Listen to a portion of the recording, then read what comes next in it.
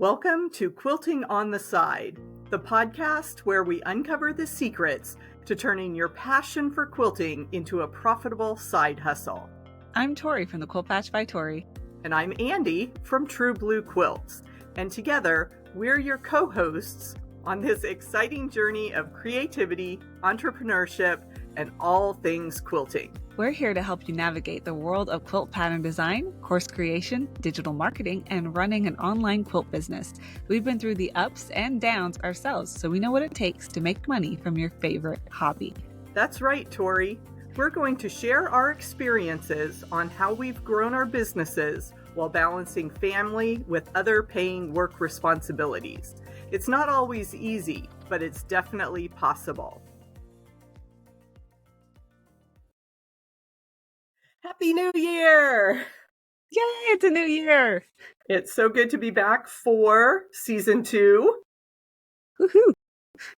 Yeah, and since we are starting a new season and a new year, we thought it would be a good time to talk about setting goals in your business.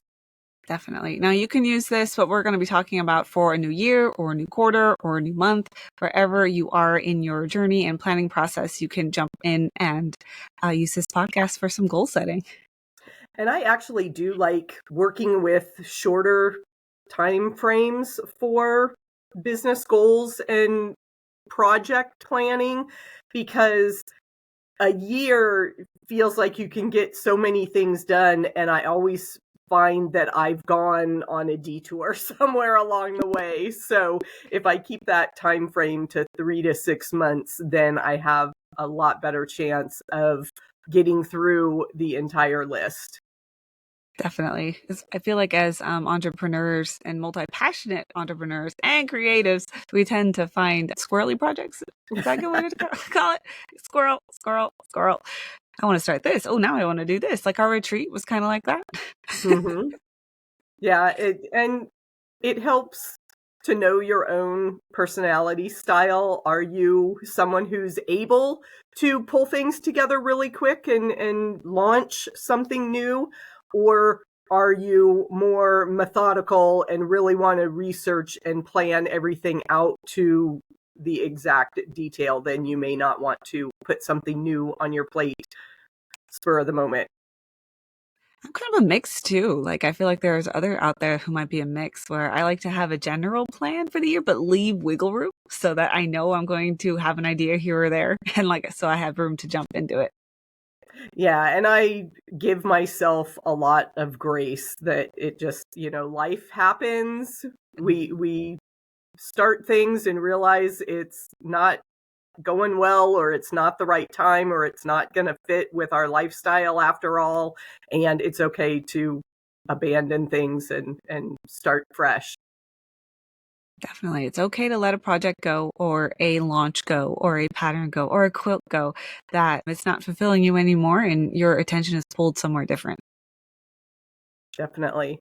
So when we have that fresh calendar, that fresh piece of paper, and we're ready to start a new plan, what are some tips, or how do you approach that? Because I like to, I follow the prevailing wisdom to pick 3 to 5 things and try to figure out what's going to help take me to the level I'm dreaming of. Well, I like to start first by dreaming, actually. I take a minute to think about whatever timeline I'm planning here. So for right now, it's the beginning of the year. So we're thinking about the whole year. So I dream about, where do I want to be at the end of the year? So keeping the end in mind is really important, I think. Where do you want to go in the next year? And then narrow it down. So where you want to be in the next year, which, like I said, I like to have a general plan. Like this season, I know we talked about social media before and planning for social media. So I kind of create seasons for myself throughout the year of when I'm going to be doing big stuff. And then I focus on the next 3 months. Over the next quarter, what can I do to get me to that year-long vision that I see? And then I narrow it down from there. What can I do in the next month? What can I do in the next couple days to get ready for this overall plan that I'm dreaming of? Yeah, I think it's really important, along with keeping the end in mind, which is a great way to approach things. You also want to put the big rocks in the bucket first. Mhm. So when I'm looking at 2024 specifically, that's going to be a big year for my family because my daughter graduates high school. So I definitely have some big events that I know are coming up. But along with those big events, I do want to have some extra income to fund some celebrations. So I kind of have the dual purposes there, that I'm going to have to plan my timing around certain events, but I can also use my business as a way to supplement the family celebrations. Yeah, when a few years ago when we moved to where we currently are, that's what I did when I planned around our PCS. What could I take with me? What do I need to leave packed up? What could I live without for my business? I planned on probably 4 months without my stuff, just in case things went sideways. So that's definitely something to put in first, is all those big things that are happening throughout the year, and then plan around those. Right, because with a creative business, if you're developing products, whether those are physical quilts, patterns that you want to sell, or courses and workshops, you want to have a timeline, a flow of when those releases will happen. And it's I just finished a year when I was doing a block and a quilt design every month. And I don't recommend that. That's a pretty intense production schedule to have designs out and samples. And I did a lot of bare bones digital mock-ups, but that's not ideal for um, the quilt industry. Especially, people want to see the actual fabric, and even on a computer screen, they want to see the fabric flapping in the breeze as you're showing the designs. So um, keep in mind the production time for all these grand plans. You don't have to cram every idea into 1 year or 1 quarter. It's okay to have a parking lot of ideas to fall back on in the future. We even have one of those for the podcast. Yes, we do. Google spreadsheets, color coded. Yeah. So we do want to make sure we've got the big events in for our business, for our lives, and probably life before business, I would think. And then to make sure that you have your large amount of times, not only where you're going to be busy, but also where you're going to rest. So when are you going to take time off for yourself, for your family, to rejuvenate from all the busy times? So also keep that in mind. So make sure you're blocking that time off. And then I like to work backwards from those big events and figure out, because I always do launches with a membership and courses and things like that. It's ideal for my marketing strategy. So I work my way backward from the launch, from the course itself. And then in between those launches is when I rest. Yeah, it's important to plan your time that way.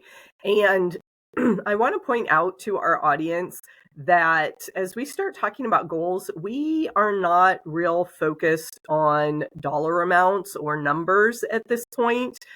Tori and I have both been in business for a few years, so we've got some background knowledge to build on. And so if you're just starting out in business, it's really tempting to think, oh, I want to replace my salary from when I worked a full-time job. And that is honestly hard to do. So you can make some different income streams that can help you get there, but you have to be realistic about the dollars that are coming in and how they can add up, and don't beat yourself up if it falls lower than what you idealize in your mind might be a business income. Yeah, we definitely want to focus on goals that are attainable for where you're at. So if you don't have data following you through a few years of business, it's going to be really hard to stick to a revenue or a revenue goal. So having a general revenue goal, I really like when we learned in Shannon Brinkley's class, Patchwork, she talked about a good, better, and best. And I think that for your first year or two, having a good, better, best goal might be a good way to go. That way, like Andy said, you won't beat yourself up if you don't hit a revenue goal, but you have something in mind. So that way, when you're thinking, I want to make, I had one goal one year where I wanted to make $1,000 a month. So I tried to figure out how could I make $1,000 a month? How many guilds do I need to contact to host this many workshops or programs every month? And I typically get this many signups at well, that's using data. But if I didn't have any data, I could do some numbers like, okay, I have just signed an agreement with a quilt shop, and this is the X amount of money I would make if the minimum amount of students showed up every time I taught. And then you could figure out how many times do you need to teach and how many students do you really need in the classes to get to that revenue goal. So that is how you can figure that out. But for the most part, like Andy said, the first couple of years, it's going to be really hard to mark a revenue goal and then go after that revenue goal. So what we're going to be discussing today is more about the goals that you can control. So like I said, how many students can you reach out to come to the class, whether it's virtual or in person? How many, let's say guilds. Okay, that was other. I was like, what did I just say? Guilds. So how many guilds can you reach out to? And then from there, how many are responding? And then you can kind of guess or figure out how many guilds you have to reach out to in order to get X number of responses so that you can make X number of revenue. So it's all about what can you control? Right. And it's really, this is where that funnel idea comes in, because at the bottom of the funnel is where we tend to focus our attention. Those are the sales we make. Those are the dollars that are coming in. But we forget about how much bigger the audience needs to be to get down to those few people that are actually purchasing. It's stuck with me for the almost 10 years that I've been researching online business, is that the online sales conversion rate is only 2%. That Yes. is 2 out of 100. So if you are just starting out and you have 20 people on your email list, even one person, you are blowing that statistic out of the water. So it really is a numbers game. You have to get your message in front of many, many, many people. And so, as Tori said, thinking about the things you control. You control how many times you post on social media. You control how many emails you send. You don't necessarily control how many people are on your list, but you make the offer. And it takes people a lot of time to get to know you and to understand your message and your offers. So that's where you really do have to be talking about your product, your services over and over and over and over and over again. So much so that you're going to annoy the people you're talking to, or you're annoying yourself, really, not the people you're talking to. Right, because Let me say that again. Your core audience is the person that wants to hear from you. They signed up. They said, yes, I want to hear from you. So you're not bothering them. Mm-mm. You're going to annoy yourself before you're going to annoy them. Exactly. Yeah. Yeah. Of how much you're talking about something. So Okay, if you're not sick of hearing the sales pitch yet, you haven't talked about it enough. Exactly. All right, let's dive into figuring out what goals you want to set. Yeah, I'm always big on recommending books, and I love the book Your Best Year Ever by Michael Hyatt. And he takes you through some mental exercises. Reflection is a big one. So looking back on what you enjoy doing, what have been successes in the past, and really digging deep into those areas as well. But I really like his mix of categories. He doesn't just focus on your business life. He looks at your spiritual life, your relationships. He really takes a whole person approach, and I really find that valuable. So if you're looking for a quick motivational read as you start a new year, I highly recommend Your Best Year Ever by Michael Hyatt. Yeah, I haven't read that one. It sounds interesting. It's really good, and he has an online assessment that you can kind of rate yourself in the different categories, and then it gives you a score. And so if you do the assessment year after year, then you can see it. Hopefully it would be an improvement, but we all know things ebb and flow, and so there may be some fluctuations in areas that make those numbers jump around a bit. But it's a really valuable exercise. One thing that I would hesitate, though, just listening to what you've just said, is too many goals. I feel like if we put too much pressure on every single area of our life, it makes us feel like a failure if we don't hit those in every aspect of our life. So if that overwhelms you, as it does kind of me just sitting here, I haven't really fully dived into that. I would invite you to keep the number smaller and focus on the areas that you really need to focus on. Like, for instance, this year upcoming, I really want to focus on my family and I really want to focus on my business. So those would probably be the two that I would probably make goals around. Whereas the rest, I would try to keep doing what I'm doing that makes me feel good, if that makes sense. Yeah, I definitely hear where you're coming from, that we can put a lot of external pressure or internal pressure to reach these extraneous goals, that just because Susie down the street is doing has some kind of fitness goal, the doctor says I'm healthy, I guess I don't need to try to keep up with Susie. Yeah, that's a good example, I think. Whereas last year, and that makes me think, like last year, my physical health was a big focus because I was postpartum. So this year, I think I'm focusing more on family connection and my business rather than a physical, like mental health and physical health, because I feel like I'm getting to a good place with that. Mm-hmm. Yeah. And you don't have to have intense goals in all those areas. So, if you have healthy habits and can maintain them, then that's a good way to track it. Hey, that's a goal, right? Maintaining. Yeah. So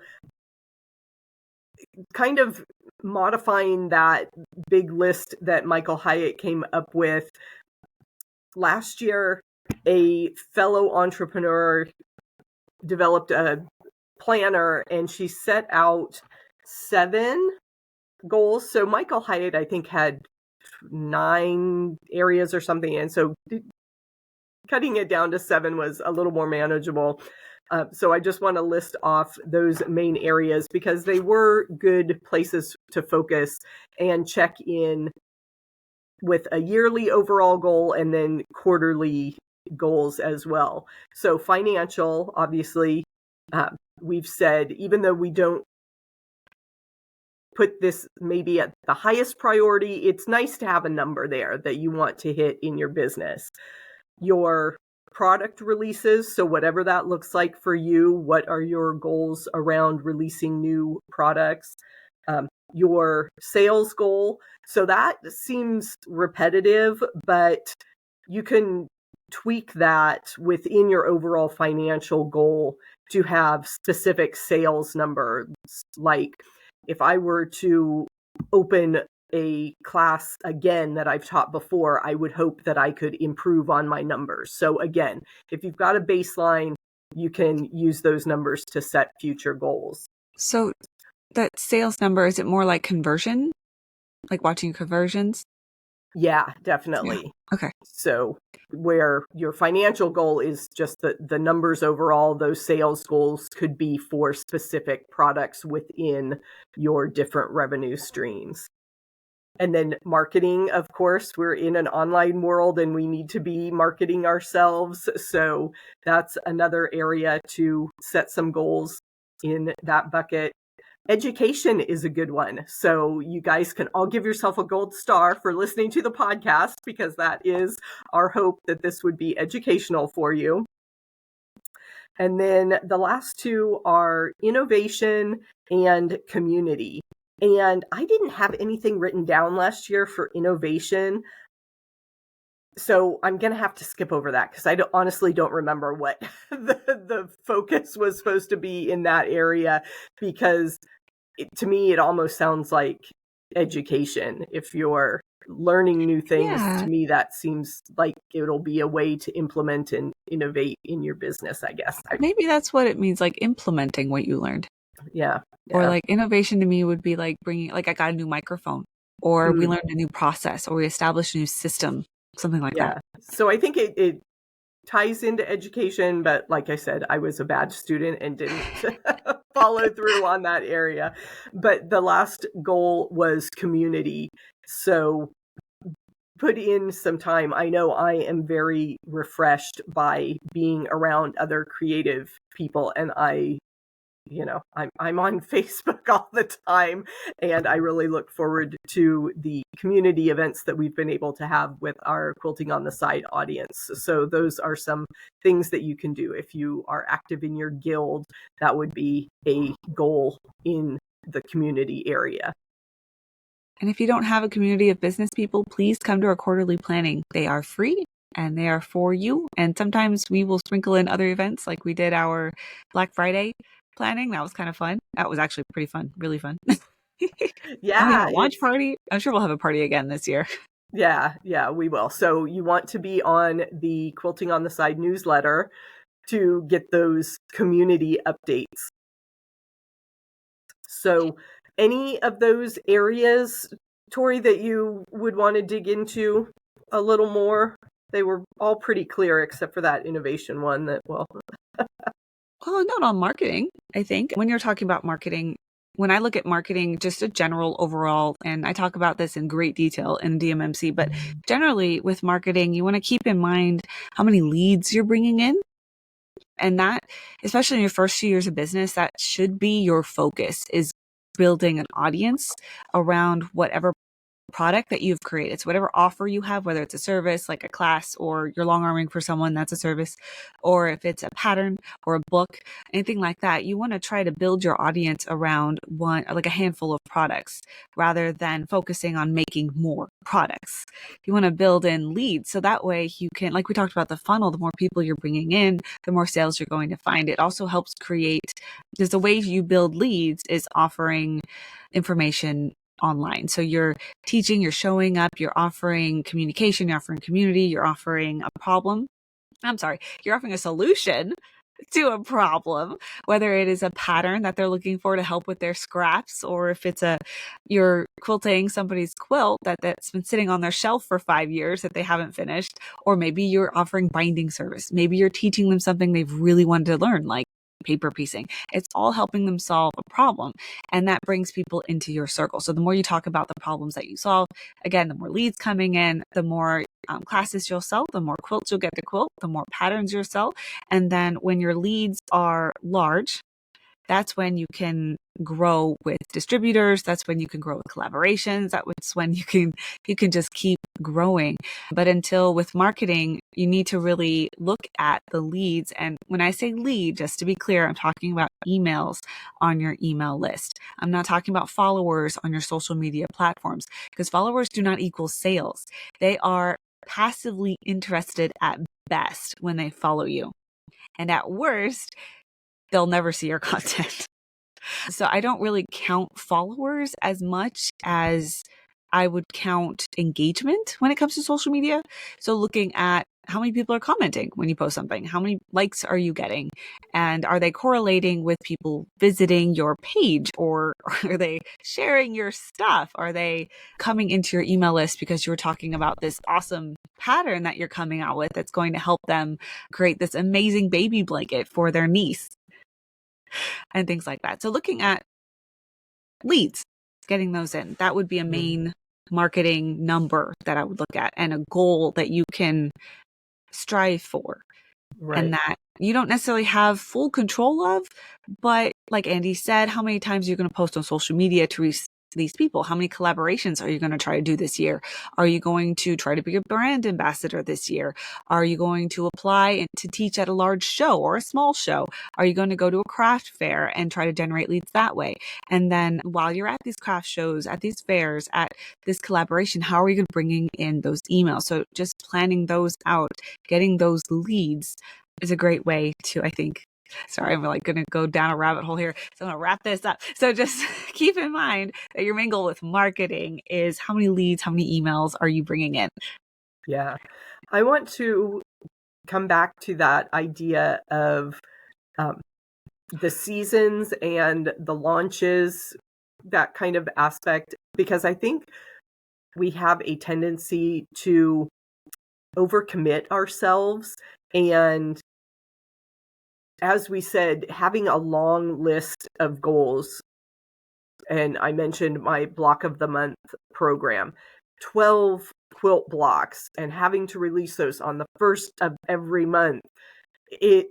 I had it planned ahead of time. So that was the one good thing, was that I was able to draft the whole plan, the whole quilt, and then dribble it out. So knowing that I had the content already made the process a lot smoother. But for the next year, I only want to release maybe 3 or 4 patterns the entire year, because I need to build on what I've already created. So just like you said, we don't need to be putting out new things all the time. I can go back and I can bundle patterns that I already have. I can maybe rotate 2 or 3 classes that I want to promote. And that gives me something to talk about that's different every month, but it's not me coming up with new content, brand new content, which really can be a time suck. You want to be able to reuse and repurpose things that you've done in the past. Yes, you're not constantly launching. And I want to point out that the summer is a great time to dive into your own personal projects, because the quilting industry kind of like goes to sleep for 2 months. So if you want to plan a time where, when can I just not do anything for my business, the summer is going to be it. Or if you want to really get into education and you want to dive into something that's going to take a lot of time, the summer is a great time to do it, because there's not going to be a lot of purchasing. There's not going to be a lot of events. There's not going to be a lot of collaboration opportunities. It's going to be pretty sleepy between, like, what would you say, like July and August? Definitely July.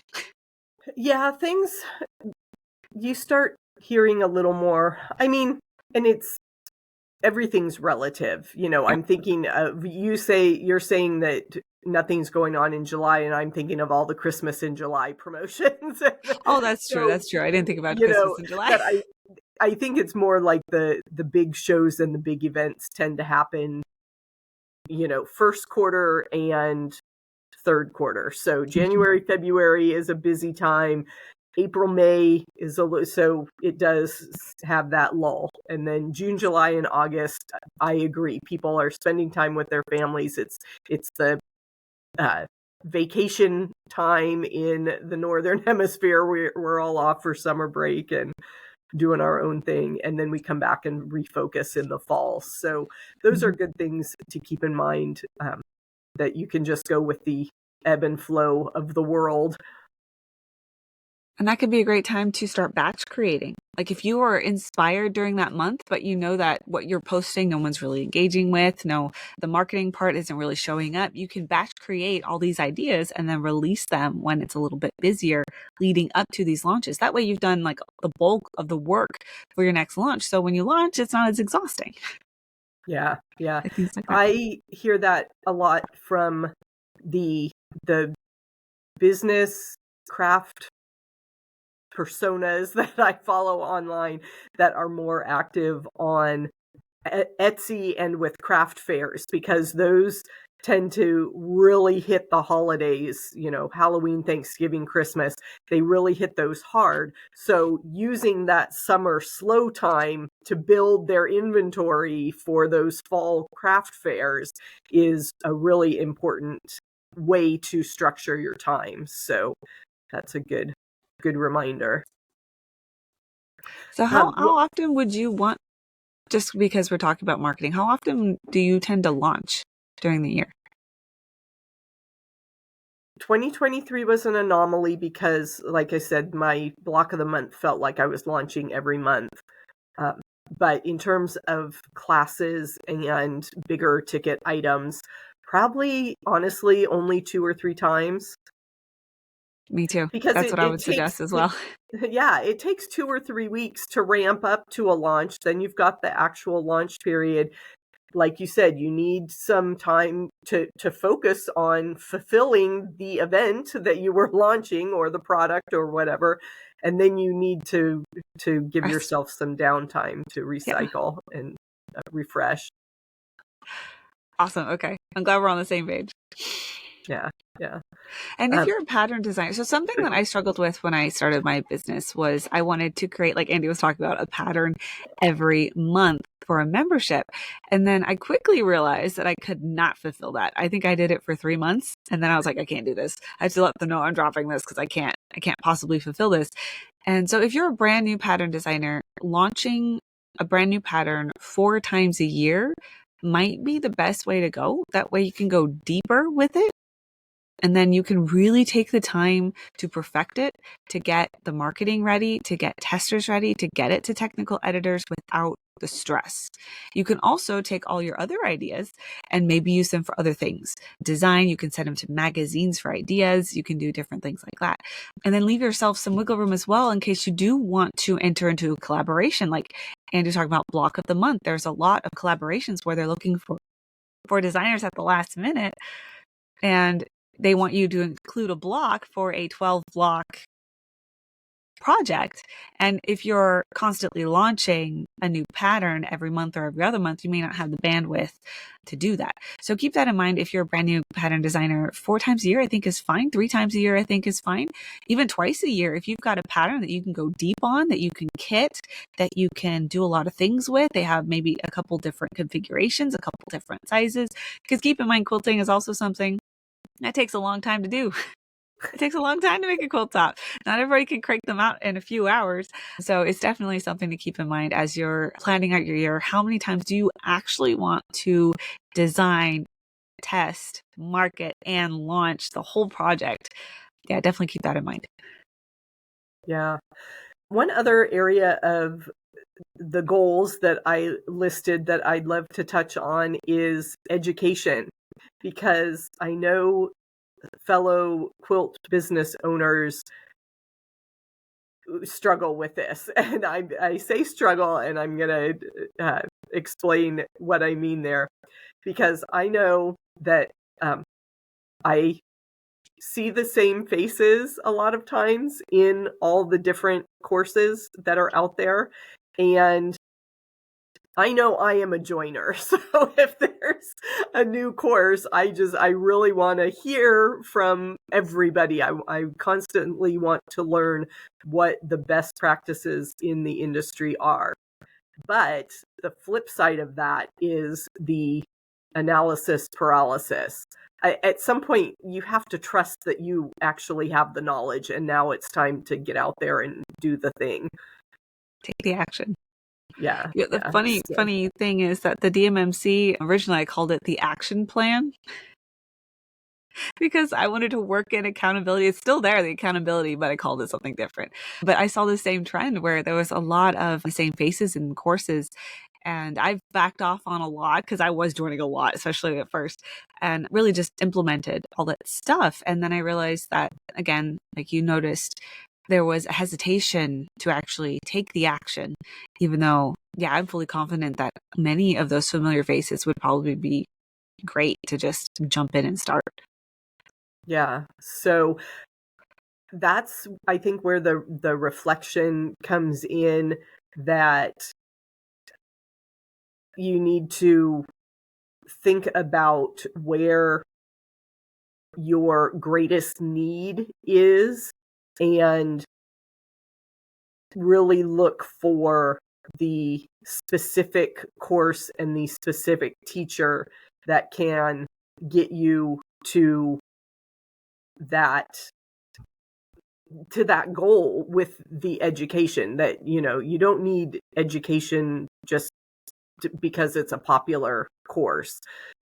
If you want to learn video production, then look for a course that is geared towards being on video and really tailor that, because that money is precious and it takes a lot of effort to earn back. Even,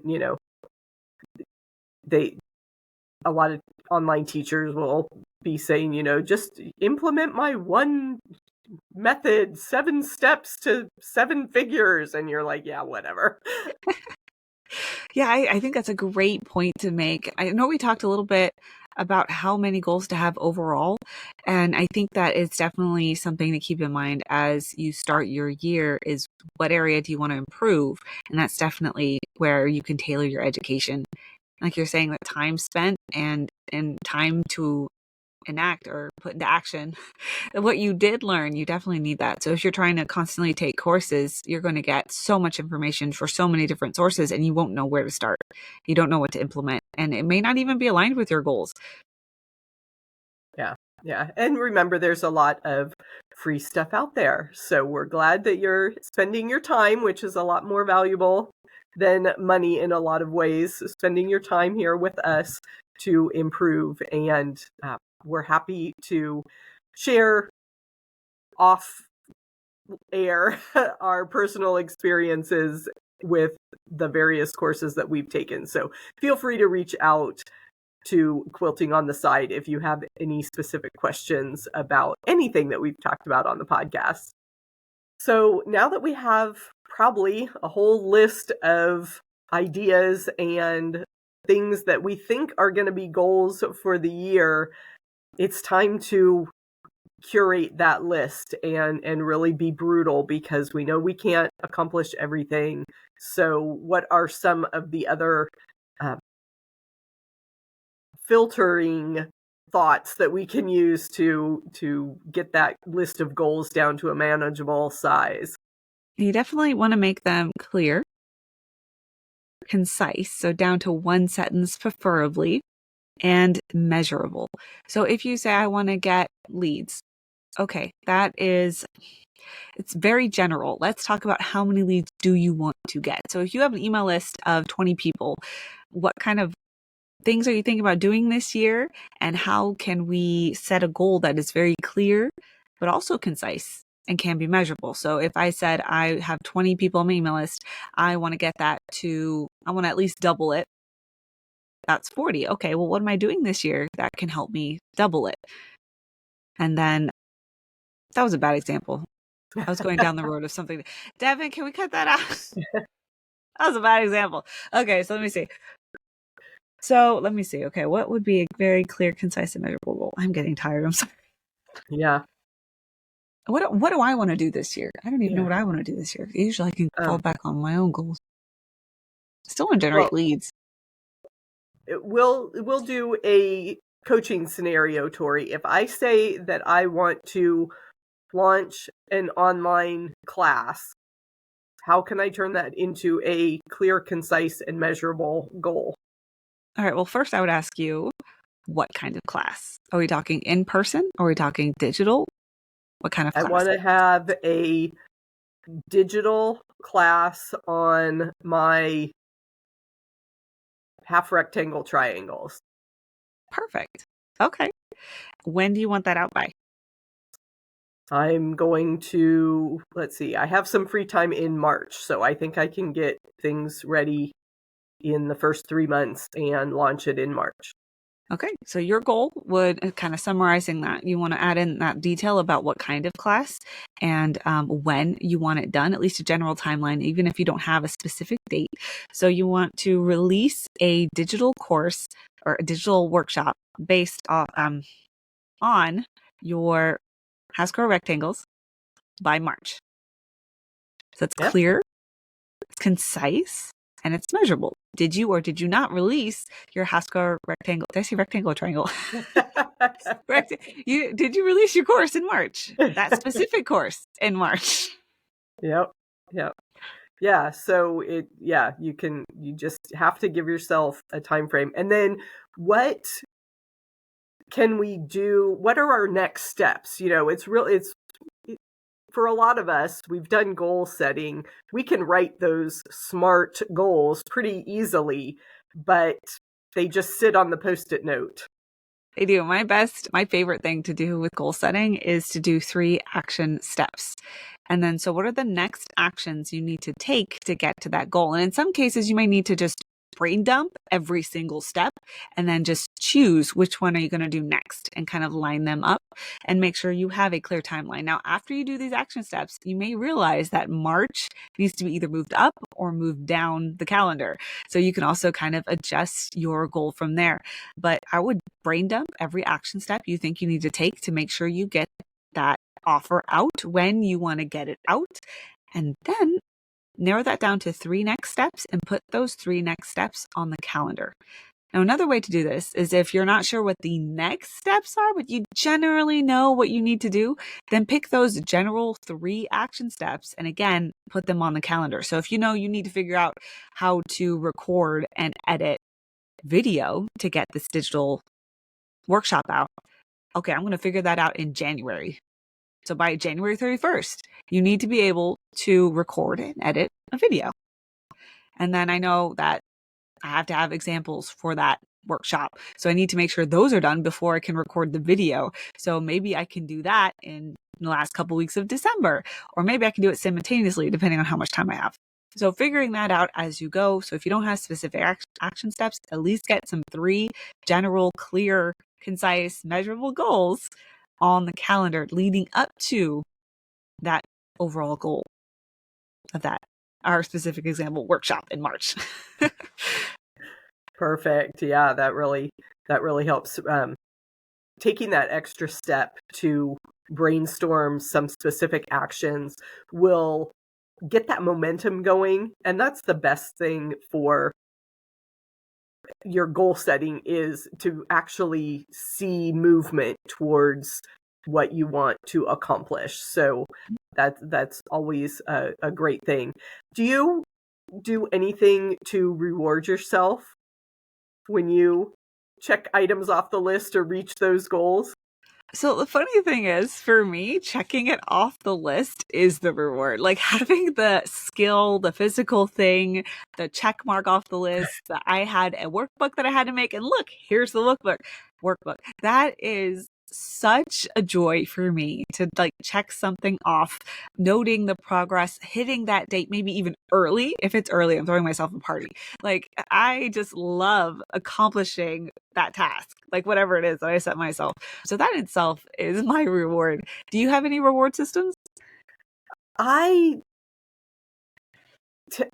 it's one of those things. I will always write down that, oh, I'm gonna, go have my favorite ice cream sundae or something if I hit this. And those are kind of, they seem childish these days. Oh, I'm no, like I you. don't think so. I enjoy celebrating with my community. So all the groups that have the, what was your win this week? I'm so excited to be able to proclaim that I did the thing. So kind of like you, that's always a good. You need to take the time, whether it's at the end of the week, the quarter, the month, to reflect and to celebrate those wins as they happen. You do. And I don't think entrepreneurs do that enough. So you're saying, I'm going to go go get my favorite ice cream because I did this. I think that's great. I mean, I'm motivated by that sometimes. Like the other day, I went and got a Starbucks because I was able to finish XYZ in the morning. And I told myself if I could finish it by lunch, I could go to Starbucks. But if I don't get it done, then I can't go to Starbucks. So that's what I did. And I try to hold myself accountable when that happens. Sometimes I don't. Sometimes I'm very graceful with myself. If technology goes crazy or something else happens or a kid gets sick, I'm just like, okay, we'll try again next time. Yeah. I have to tell my mom's story because we like to say that it's always my mom's fault. And those ice cream celebrations tend to happen for things like, yay, it's Wednesday. So let's, I've been adulting for a whole 3 hours now. Let's go treat ourselves to lunch. But Yes. I think when it's I was a needed. little Take the kid, joy. the Take the favorite celebration. treat was to get a Slurpee from 7-Eleven after we went to the commissary. So that's grocery shopping for the non-military folks. So every week or two, whenever I had to tag along with mom to the commissary, she would buy me a Slurpee. So those treats are Yeah, treats for are, every little thing. it's an innately human thing, I think. I Yeah. haven't looked into this. I know there's probably some psychology behind it or something crazy, but yeah, I think there is some human aspect of that where we need the time to celebrate. We adulted for 3 hours. Like, Mhm. when you go and get your taxes done and you spend 2 hours getting everything together or more, like there were times when it took an entire day to get our taxes together. And at the end of the day, I'm like, okay, what are we doing to celebrate? Because we just did this, like this Yeah. big project. We got it done. We need to celebrate. And I think that just getting an email sent the other day, I celebrated with my community, like you pointed out, that I sent 2 newsletters out. They were late. Boom. I consider them late if they're not sent at 6 o'clock in the morning, but they were sent out by noon, both of them. I There had you go. I had a blog post written. I had the podcast put in there. I wrote a letter, which guys, if you get my newsletter, those letters in the beginning, they take me forever. I read it and reread it. And because I tend to just say things very bluntly, and I'm like, this doesn't sound like a conversation. Why doesn't it sound like a conversation? I They take tend me to forever. get very, I don't know, maybe too far on the motivational, like analogy English teacher kind of. Look at the fresh blooms on the tree as we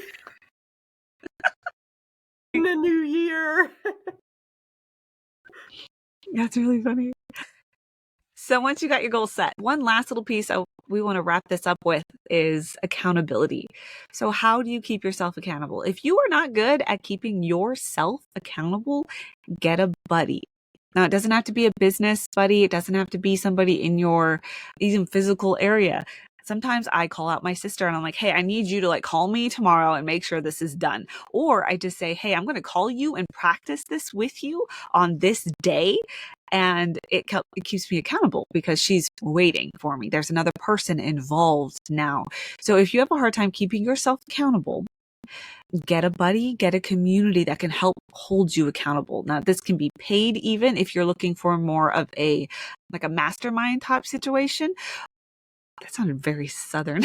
If you're looking for a mastermind type situation, you can put one together. You can find a paid group to make this happen, especially if you're looking for education and accountability at the same time.